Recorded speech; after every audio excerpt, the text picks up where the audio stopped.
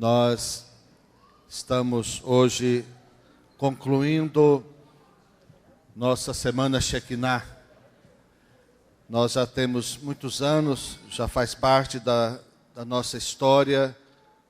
Toda última semana do ano nós dedicarmos a uma busca de Deus com um propósito bem definido nas palavras, as mensagens. E nós já participamos de 5 reuniões, de terça-feira até ontem, e hoje a 6ª reunião. Quero que você feche os seus olhos, mais uma vez, vamos orar por esta última palavra dessa semana Shekinah. Gostaria que você colocasse a mão sobre o seu coração e repetisse essa oração comigo. Diga assim: Senhor meu Deus, eu te agradeço, porque mais um ano está terminando. E o Senhor me deu vida, o Senhor me deu vitória, e apesar de tantas lutas, até aqui o Senhor me ajudou. Eu te dou graças e quero te pedir que ao entrar o próximo ano, eu entre de maneira nova, com a minha mente renovada, com o meu coração renovado, com a minha fé fortalecida. E quero te pedir que não seja um ano simplesmente novo no calendário, mas que seja na minha vida, na minha família, no meu ministério, na minha célula, na minha igreja, seja tudo novo, conforme a tua vontade. Nesse instante, eu te agradeço e ainda peço, Senhor, que a tua palavra fale comigo poderosamente. Quero aprender do Senhor, quero ser curado, quero ser liberto, quero ser próspero em todas as áreas da minha vida. Em nome de Jesus. Amém. Glória a Deus. Aleluia, Jesus. Amém. Queridos, como disse a última palavra da semana Shekinah, eu estava, mas minha esposa assistindo essa semana, creio que foi sexta-feira, a retrospectiva do ano na televisão. Todo ano tem isso, né? Alguns canais fazem uma retrospectiva e eu até comentei com a minha esposa, muito, ou a grande maioria de tudo que se tem noticiado de acontecimentos no mundo, porque a retrospectiva não é só do Brasil, é do mundo todo, a grande maioria das coisas, talvez 90% ou até mais, isso me deixou pasmo, né? São de coisas ruins. São catástrofes, são terremotos, são enchentes, ação terrorista, doenças, coisas negativas de todas as maneiras. E eu disse e pensei comigo, meu Deus, que situação a gente ter uma retrospectiva tão negativa, tão ruim. E aí eu penso que nós também devemos fazer uma retrospectiva da nossa vida pessoal, da nossa vida familiar, da nossa vida com Deus. Como foi este ano? Como foi este ano? Você com sua família, você com Deus, você com a igreja, você com a sociedade. Será que você teve ou tem uma retrospectiva diferente dessa do mundo? Porque nós somos tão influenciados e às vezes nem percebemos.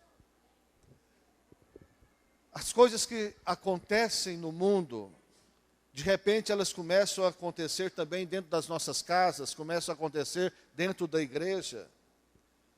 Nós tivemos notícias tão ruins nos últimos dias, coisas tão terríveis que às vezes acontecem.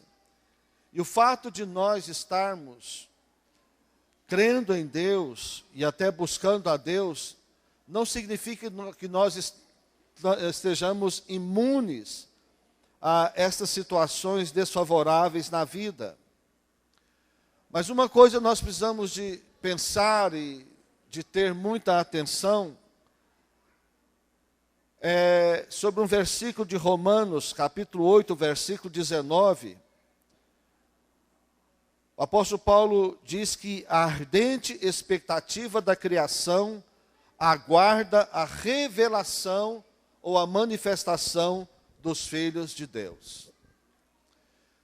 Sabe, queridos, o que eu entendo neste versículo é que há um anseio, há um desejo, há uma fome, há uma necessidade, há uma carência em toda a criação de Deus, esperando que os filhos de Deus se manifestem, que os filhos de Deus se revelem, mas se revelem e se manifestem como homens e mulheres de Deus, como homens e mulheres cheios do Espírito Santo, cheios da graça, comprometidos, envolvidos, homens e mulheres santos, homens e mulheres imbuídos do propósito de Deus. Esse é o entendimento que eu tenho, que há uma expectativa na criação, aguardando a revelação dos filhos de Deus. Mas de repente eu vejo que os filhos de Deus também estão muito preocupados em receber alguma coisa, ou cria-se nos filhos de Deus uma expectativa nos filhos do diabo. Às vezes vejo a igreja muito mais preocupada com a política do que com o evangelismo, muito mais preocupada com o sistema deste mundo, que a Bíblia diz que jaz no maligno, do que preocupado com as pessoas que estão indo para o inferno, ou que estão perecendo tão perto de nós. Porque parece que, da mesma forma que há uma expectativa no mundo para que os filhos se manifestem, para trazer de Deus uma solução, também há na igreja, de certa forma, em alguns, uma expectativa que o mundo traga a solução para a igreja. Isso não vai acontecer, meus queridos. A Bíblia é clara em dizer que o mundo jaz no maligno. Para esse mundo não tem remédio, para esse sistema não tem solução, a não ser o dia que o anticristo se manifestar. Aí ele vai trazer solução para o sistema do mundo. Eu espero que eu já tenha sido arrebatado, porque eu sou da linha que crê que a igreja não ficará para o governo do anticristo, mas há uma linha que crê que vai ficar, e ai daquele que ficar, porque vai sim receber consolo do anticristo, vai receber resultados do anticristo, vai receber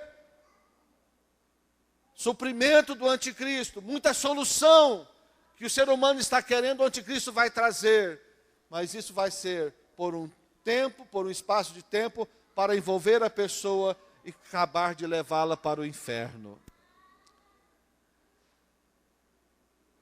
Mas o que nós, como povo de Deus, precisamos é de nos posicionar, de nos despertar.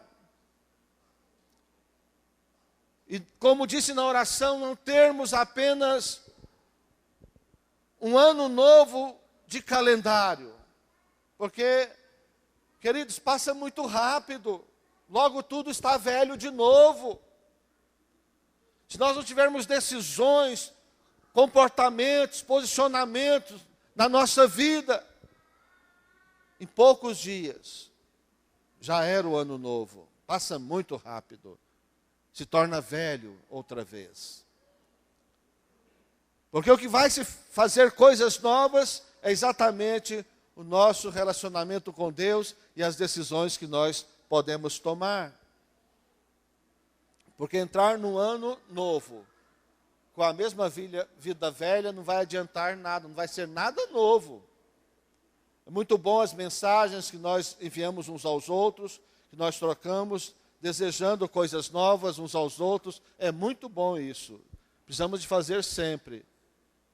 Mas que decisão tomamos durante a semana Shekinah, que decisão tomamos nesta noite, que é a última noite do ano, que decisão tomamos para a partir de amanhã, para este ano, para que realmente aconteça coisas novas e vivamos um ano novo de fato e de verdade.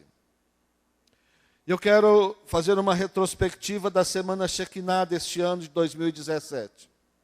Nós começamos na terça-feira, a bispa Judete ministrou sobre a diferença entre ser fiel e ser leal.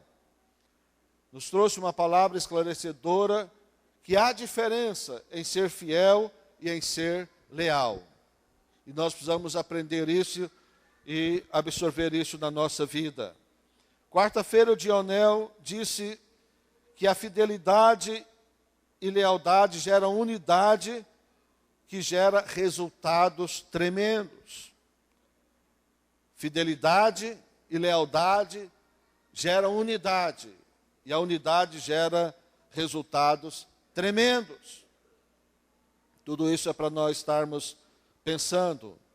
Na quinta-feira, a Rose afirmou que não importa as circunstâncias, devemos ser fiéis e leais em qualquer circunstância. Em qualquer circunstância. A circunstância não deve mudar o nosso coração. A circunstância não deve mudar o nosso caráter. A circunstância não deve mudar o nosso propósito com Deus. Na sexta-feira, a Ilza disse que os relacionamentos construídos em fidelidade e lealdade livra-nos de todo tipo de idolatria e pecado. Relacionamentos construídos em fidelidade e lealdade livra-nos da idolatria e do pecado. Idolatria é tudo aquilo que nós colocamos no lugar de Deus na nossa vida. Idolatria é tudo aquilo que se torna primeiro na nossa vida no lugar de Deus. Não é só uma questão de culto, não é só uma questão de religião, mas tudo que ocupa o lugar de Deus na nossa vida é uma idolatria. Isso pode ser pessoas, isso pode ser coisas, isso pode ser dinheiro, isso pode ser qualquer outra coisa. No sábado, ontem, a última palavra, o Alexandre disse que fidelidade e lealdade à visão dada por Deus gera honra. Que fidelidade e lealdade geram honra. Vivemos, de fato, em um mundo onde a desonra prevalece sobre a honra. Em todos os relacionamentos temos visto que há, de forma demasiada, falta de honra, porque falta fidelidade e falta lealdade. Por isso, Deus nos deu esse tema deste ano, fidelidade e lealdade, para que pudéssemos durante a semana estar absorvendo esta palavra, para que possamos no ano novo 2018 colocar assim em prática isso que temos aprendido. E o tema desta noite, dando seguimento à palavra, você pode olhar na revista, está aí escrito no dia 31, domingo, o tema é: sem altar as riquezas não subsistem. Sem altar as riquezas não subsistem. O tema está falando cada dia, cada noite, melhor dizendo, está especificando um subtema, um assunto específico. E hoje o tema olha muito para o lado financeiro, econômico, da fidelidade nas finanças, não só nos dízimos, nas ofertas, mas também na administração, no cuidado com o dinheiro. Mas eu não quero me deter simplesmente na questão do dinheiro, eu quero entender com os irmãos que prosperidade não é só uma questão financeira, que prosperidade é uma questão de uma vida total. Às vezes a pessoa até tem recursos econômicos, mas na vida familiar ela não é próspera, nas suas emoções ela não é próspera. Acontece. Eu gostaria que nós pensássemos em todos os aspectos da prosperidade. Mas é claro que o tema está voltado mais para finanças, nós vamos dedicar também um tempo falando disso. Até porque hoje o ato profético é uma semeadura financeira, não é? Agora, queridos, eu quero que você abra a sua Bíblia, ou ligue o seu celular aí no Salmo 73. Nós vamos ler daqui um pouquinho, alguns versículos do Salmo 73. O salmista, ele tinha alguns questionamentos. Este salmo é um salmo de Asaf.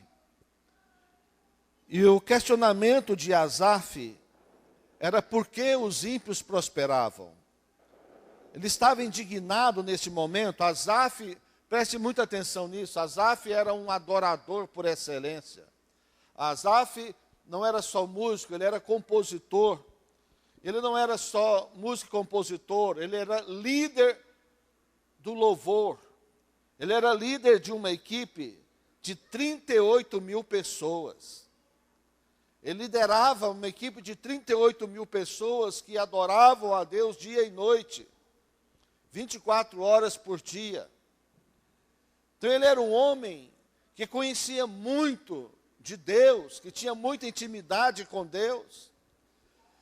Asaf era um homem que era voltado para Deus. Depois de 1 Crônicas 16, você pode depois ler melhor, nós não vamos ler todos os textos. E Asaf, este homem, adorador por excelência, de repente ele tem alguns problemas. E ele começa questionando essa situação de que ele via ímpios, homens que não eram tementes a Deus, prosperarem, e ele então ficou, de certa forma, indignado. Sabe por quê? Preste atenção nisso. Porque Asaf não estava com a sua alma no lugar. Asaf não estava com a sua alma bem, não estava com as suas emoções bem. Todos nós, queridos, temos carências das nossas emoções. E todos nós somos susceptíveis a enfermidades nas nossas emoções, em níveis diferentes, Muitos julgam e condenam e jamais compreenderão, e nós jamais compreenderemos, exatamente porque uma pessoa comete suicídio. Mas o estado de alma, de emoção dessa pessoa é tão forte negativamente, a dor da emoção é tão grande, os sentimentos doem tanto, que na verdade ela quer ficar livre da dor. Ela não quer deixar de viver, mas ela quer parar de sofrer aquela dor. Isso quem diz são os psiquiatras e os psicólogos. Então eu acredito nisso. Então são níveis diferentes. Você veja bem, às vezes nós temos pessoas adultas que emburram, não tem? Vixe, tudo isso? O que é isso? Isso é uma doença de alma, de emoção. São emoções descontroladas, não amadurecidas. Mas isso não é tão prejudicial assim. Mas outras já fazem tantas besteiras, não é?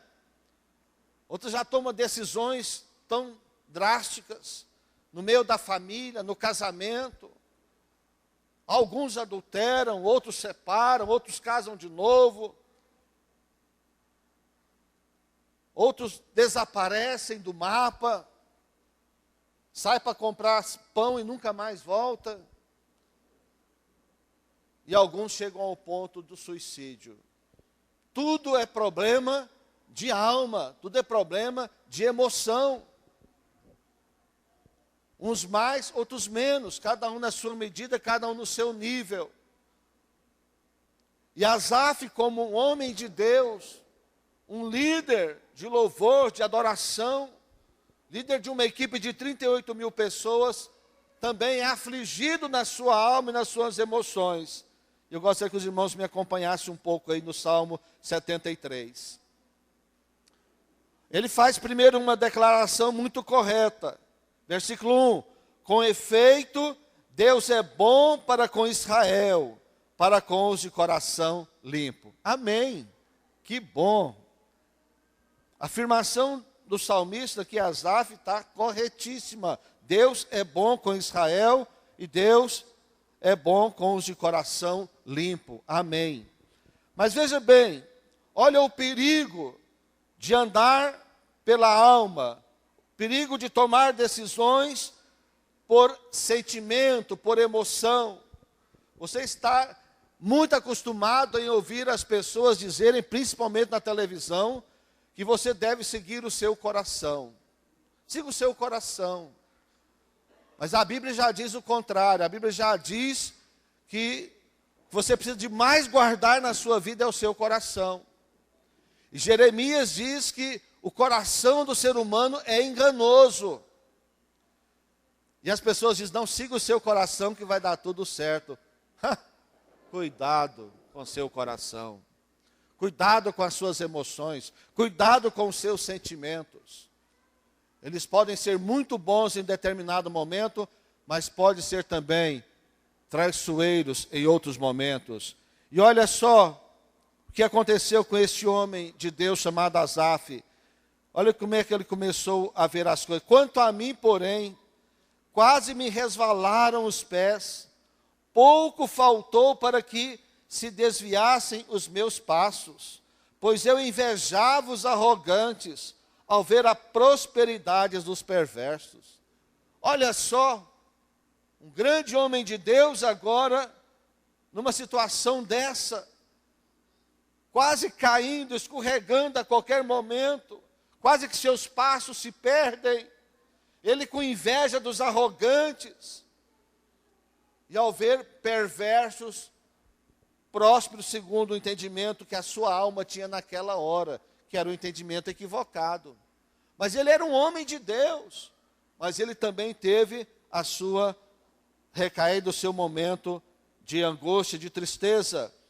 Mas aqui na frente, ele demonstra uma estupidez muito grande. Olha só a estupidez de Asaf, versículo 4 em diante. Para eles não há preocupações. Olha só, está dizendo que para o ímpio não há preocupações. O seu corpo é sadio e nédio. Não partilham das canseiras dos mortais. Que loucura! Nem são afligidos como os outros homens. Olha só, que estupidez de Asaf. Versículo 6. Daí a soberba que os cinge como um colar, e a violência que os envolve como um manto. Eis que são esses os ímpios, e sempre tranquilos. É verdade? Aumentam suas riquezas. Pode ser. Com efeito, inutilmente conservei puro o coração e lavei as mãos na inocência. Olha só onde chega esse homem. Inutilmente conservei puro o coração e lavei as mãos na inocência. Ele agora, nas suas emoções, acha que tudo que ele dedicou a Deus foi em vão. Esse homem está com a sua alma detonada, com as suas emoções completamente desordenadas. Mas graças a Deus, diga graças a Deus, ele voltou a sua alma ao lugar a tempo. Isso é bom demais, não é? Isso significa que todos nós também temos os nossos altos e baixos. Nós também oscilamos nas nossas emoções, nós oscilamos nas nossas almas. Isso é natural do ser humano. Agora o que nós não podemos é ficar ali. Nós precisamos retomar a sensatez, como Asaf retomou também. Versículo 17 agora. Até que entrei no santuário de Deus e atinei com o fim deles. Até quando ele ficou mal? até que ele entrou no santuário de Deus, ou até que ele teve um tempo com Deus, até que ele esteve na presença de Deus, até que ele pôde estar com Deus. Aleluia. Queridos, não há melhor remédio para a nossa alma do que a presença de Deus. Não há melhor remédio para as nossas emoções do que um tempo com Deus, abrir o nosso coração com Deus, chorar com Deus. Mas pode ser que em algum momento a gente não consiga, mas aí tem os profissionais, não é? Não seja estúpido em achar que psiquiatra, psicólogo, não é para homem e mulher de Deus, que homem e mulher de Deus também sofre na sua alma, sofre na sua mente, sofre nas suas emoções, e podem precisar.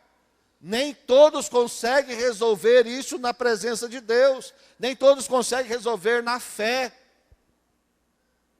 mas é possível resolver, e Asaf conseguiu resolver, na fé você também pode conseguir. Versículo 18, tu certamente os pões em lugares escorregadios, e os fazes cair na destruição. Agora ele já inverteu completamente a situação do homem sem Deus, né? Que ele está num lugar escorregadio e está prestes a cair na destruição. 21, quando o coração se me amargou e as entranhas se me comoveram, eu estava embrutecido, ignorante, era como um irracional a tua presença. Isso aqui eu gosto de frisar, porque nós temos que ter muito cuidado, porque as nossas emoções e as nossas razões muitas vezes nos tornam pessoas irracionais, pessoas embrutecidas, como diz aqui, ignorante, como diz o salmista. Ele mesmo ficou embrutecido, ele mesmo ficou ignorante, ele mesmo tornou-se irracional na presença de Deus, ou para Deus, a presença de Deus. E as nossas emoções, a nossa maneira de pensar, nos leva a isso, queridos. Parece que nós perdemos a nossa humanidade e tornamos-nos de repente animais irracionais, e muitos tornam-se até pior, não é verdade?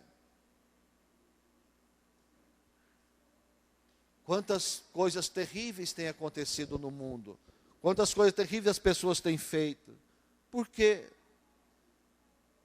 Porque não conseguiram retornar à sensatez e perderam completamente a condição de humano racional e se tornou um humano irracional. Mas o 23, todavia estou sempre contigo, tu me seguras pela minha mão direita. Glória a Deus. Os que se afastam de ti, eis que perecem, tu destróis todos que são infiéis para contigo. Que coisa, meus irmãos. Agora ele entende que aqueles que afastam dele perecem. Agora ele entende e diz que os infiéis são destruídos. E o 28, quanto a mim, bom estar junto a Deus, aleluia. No Senhor Deus põe o meu refúgio para proclamar todos os seus feitos. Olha a conclusão dele, quanto a mim, bom estar junto a Deus. Não há outro lugar melhor, não há outro lugar mais agradável, não há um estado de vida melhor do que estar na presença de Deus, de que estar em comunhão com Deus, de que servir a Deus. Amém, meus irmãos? Agora, a prosperidade que deve nos interessar é aquela prosperidade abençoada por Deus. Ela pode ser financeira, mas nem sempre todos prosperam financeiramente. E até há um entendimento muito equivocado sobre prosperar financeiramente. O que é prosperar financeiramente? O que é prosperar financeiramente? No meu entendimento, prosperar financeiramente é você ter suprimento na sua vida, para você e sua família.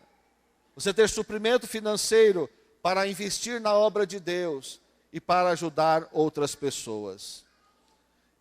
Isso é prosperidade. Para que você quer mais? Por que você precisa de mais? Se você tem um suprimento na sua casa, não te falta nada. Você tem o padrão que você gostaria de ter e definiu ter. Se você tem para investir na obra do reino de Deus, e se você tem para ajudar outras pessoas, o que mais você quer? Por que mais precisa?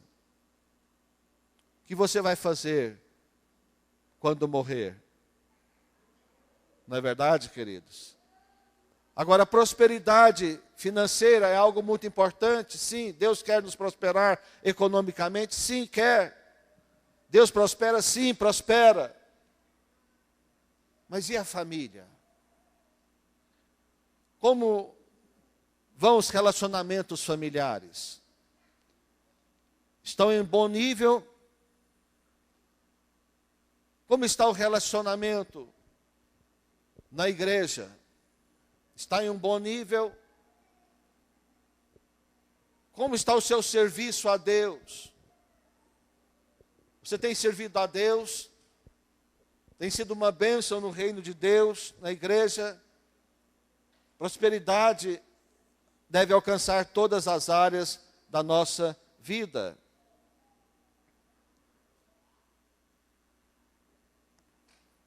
É o desenvolvimento em todas as áreas da vida. Vamos verificar nas Escrituras alguns homens que eram homens que edificaram altares. Uma coisa importante que nós precisamos entender é que toda prosperidade provém de altar. Provém de altares. Só há prosperidade de fato e de verdade vinda de Deus. Existem outras formas de prosperar financeiramente que Deus não está de acordo. Mas toda a prosperidade de Deus, tanto financeira como familiar, como emocional, como ministerial, depende de altares. E o que é altar, meus queridos?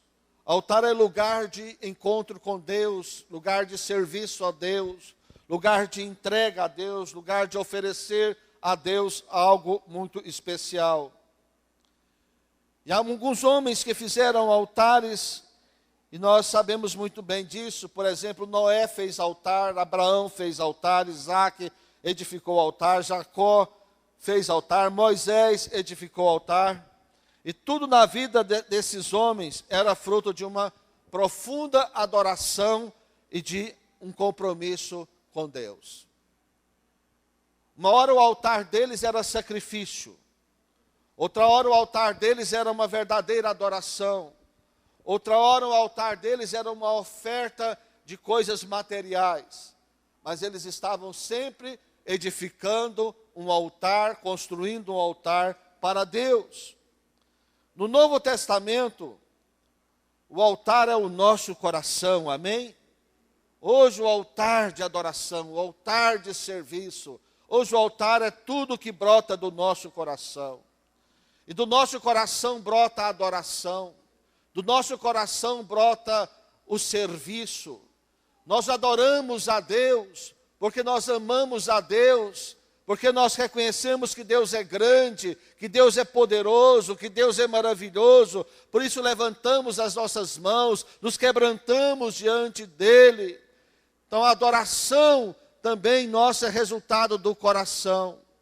Nós adoramos a Deus com o nosso serviço, trabalhamos para Deus, porque reconhecemos que Ele é Senhor de todas as coisas, Criador de tudo, e que Ele quer que nós façamos para Ele algo, porque trabalhamos para abençoar pessoas, para cuidar de pessoas, porque o que nós estamos edificando, na verdade, é o reino de Deus, não o reino de homem, e o reino de Deus são pessoas. Mas o nosso coração se inclina para isso. temos prazer em fazer isso. E as coisas materiais também é porque o nosso coração, se ofertamos a Deus, se devolvemos a Deus nosso dízimo, a nossa oferta, se investimos financeiramente na obra de Deus, é porque nós reconhecemos que tudo vem de Deus, que Deus é quem nos dá tudo. Se Deus quiser fechar as portas, Ele fecha. Mas Deus nos supre em todas as coisas, que nós não somos dono de nada, Deus é dono de tudo. Mas isso deve ser também uma atitude do nosso coração. Não é só por necessidade. Se eu for dizer para os irmãos as necessidades da igreja, são muitas. Mas o que Deus espera de nós, queridos, muito mais do que supramos as necessidades financeiras da igreja, é que nós tenhamos um coração completamente voltado para Ele em todas as áreas da nossa vida. E tenhamos altares de fato, e façamos altares, e vivamos no altar para o Senhor. Eu sei que em muitos lugares é chamado de altar esse lugar que eu estou aqui em cima. Eu quero dizer para vocês, isso aqui não é altar coisa alguma.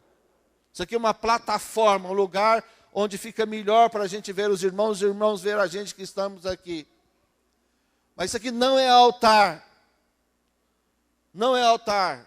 Altar é lugar de culto, de adoração. E o culto é feito dentro desse prédio todo. Mas o principal culto é feito dentro do seu coração.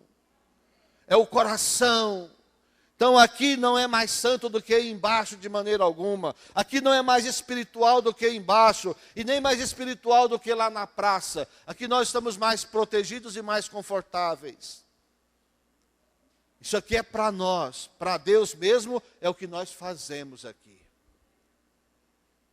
Mas a cadeira não é para Deus. O prédio não é para Deus. O ar-condicionado não é para Deus. Isso é para nós. Agora, o nosso coração deve ser para Deus. O que há no nosso coração, isso é que importa.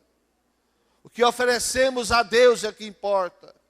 De todo o nosso coração. O tempo que dedicamos a Deus. O serviço que dedicamos a Deus.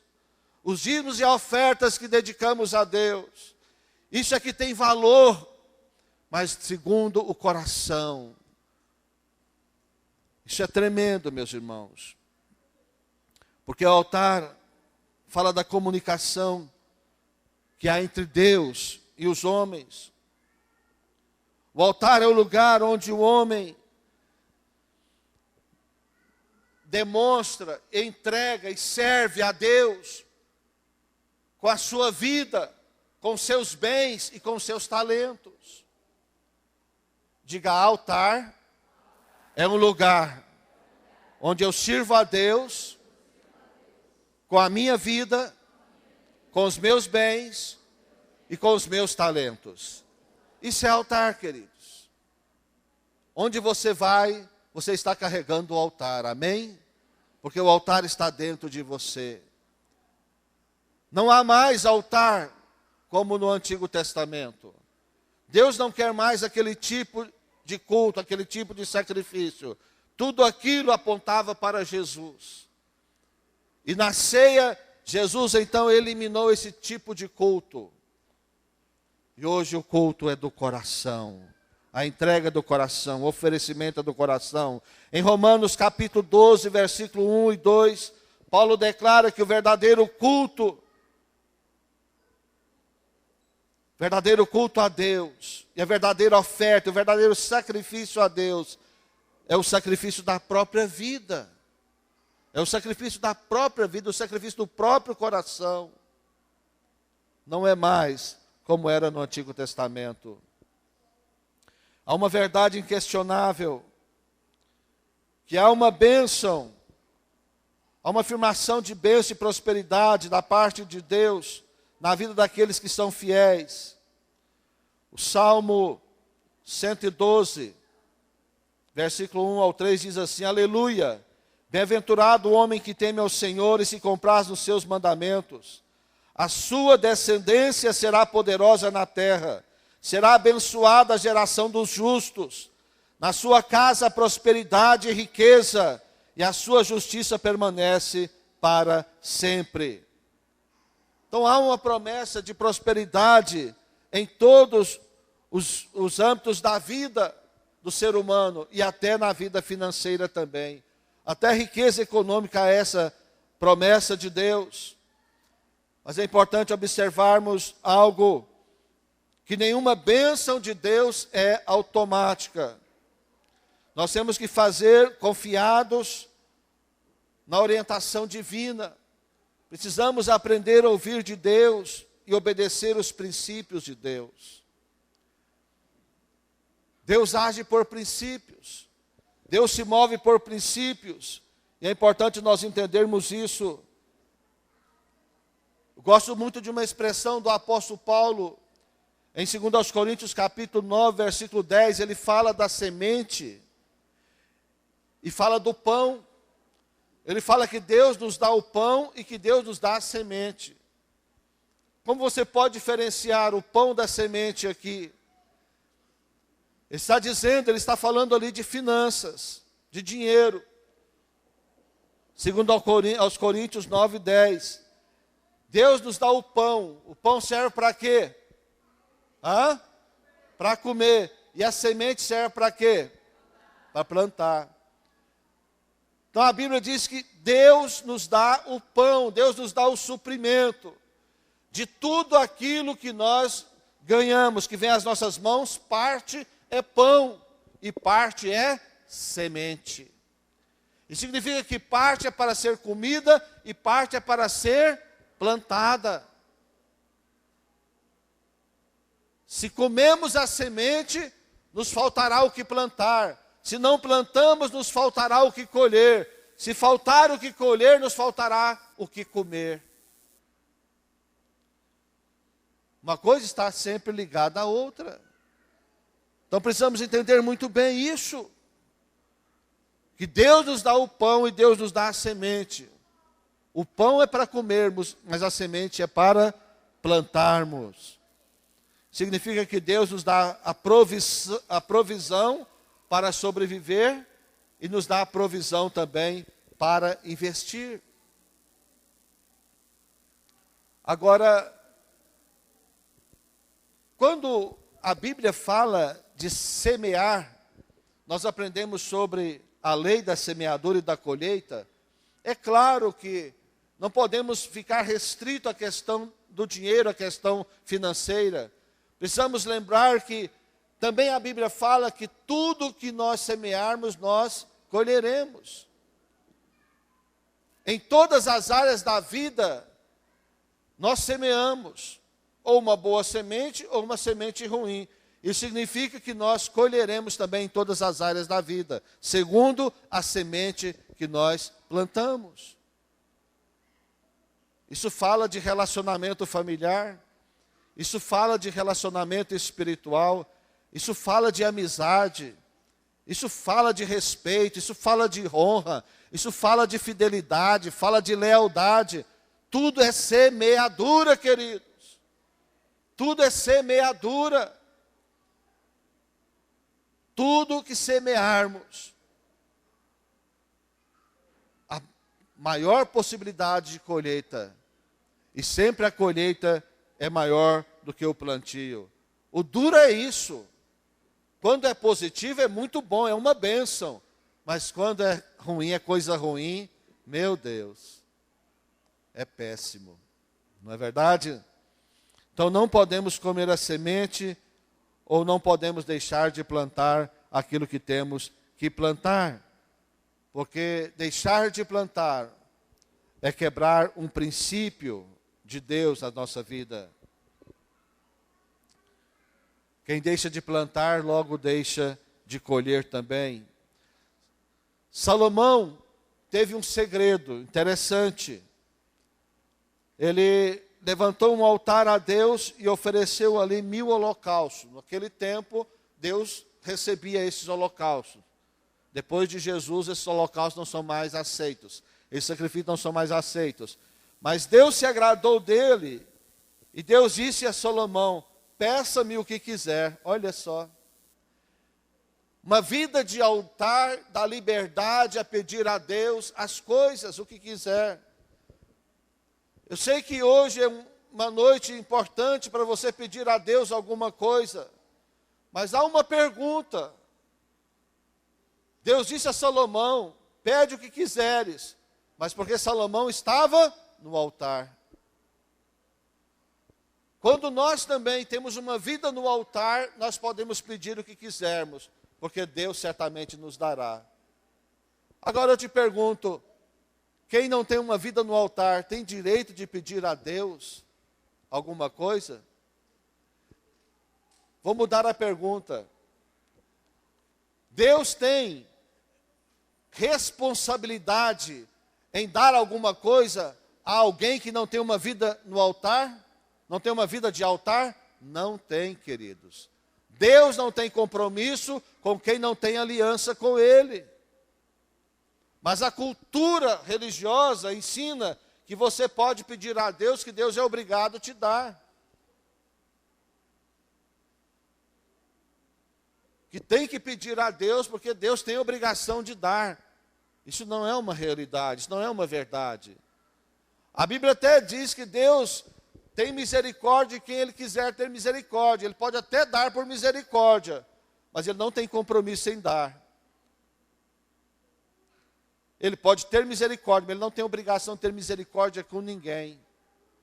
Mas quando alguém tem aliança com Deus, Deus tem uma responsabilidade com essa pessoa também. Isaac, filho de Abraão, também teve uma experiência muito forte. Você já imaginou alguém investir qualquer tanto e no final do ano receber 100 vezes mais? Foi o que aconteceu com Isaac. É como se você, terça-feira, fosse no banco e colocasse R$1.000 na poupança, ou qualquer tipo de aplicação. E no final do ano você vai lá buscar e tem R$100.000. É bom ou não? 100 por 1. Isaac colheu 100 por 1. Mas Isaac não colheu simplesmente na área financeira, material. Também ele colheu na área material. Mas porque Isaac também tinha uma vida de altar com Deus. Por isso ele também cresceu, ele também desenvolveu. Porque ele desenvolveu outras áreas, ele não se preocupou simplesmente com a área econômica. Ele foi obediente a Deus. E na obediência ele estabeleceu um altar. Por isso, repito, precisamos fazer coisas debaixo da direção de Deus. E Deus é fiel para cumprir, em nome de Jesus. Sabe, queridos, a unção não está nas coisas, a unção está em nós. A unção não habita em coisas, a unção habita em nós. Agora, sem dúvida alguma, há da parte de Deus um propósito para o dinheiro em tudo que Ele nos dá. Talvez eu repita alguma coisa que eu já disse aqui, mas é exatamente isso mesmo. Deus nos quer prosperar também financeiramente, mas Ele quer que nós amemos a Ele sobre todas as coisas. Amemos a Ele em primeiro lugar. Não ame o dinheiro mais que a Deus. Não ame pessoas mais do que a Deus. Não ame coisas mais do que a Deus. Em primeiro lugar, devemos amar a Deus sobre todas as coisas. Em segundo lugar, devemos amar a nós mesmos. Porque uma pessoa que não se ama é incapaz de amar qualquer outra coisa, qualquer outra pessoa. E é claro que não vai conseguir amar a Deus também. Mas Jesus disse que também nós devemos amar a Deus sobre todas as coisas e ao próximo como a nós mesmos. Então devemos nos amar para podermos amar o próximo também. Para amar o próximo também. E quando nós temos esse conceito de amor a Deus, a nós e ao próximo, antes de coisas, antes de patrimônio, antes de fama, antes de reconhecimento, sabe o que acontece? Deus abre as portas, as janelas do céu e nos abençoa em todas as áreas da nossa vida. E Ele provê para nós em todas as áreas da nossa vida, e também na área financeira, é claro. E Ele muda a nossa vida. Diga assim: o dinheiro vem até mim com 3 finalidades: suprir minhas necessidades pessoais, suprir as necessidades do reino de Deus e suprir as necessidades de outras pessoas. Será que você entendeu isso?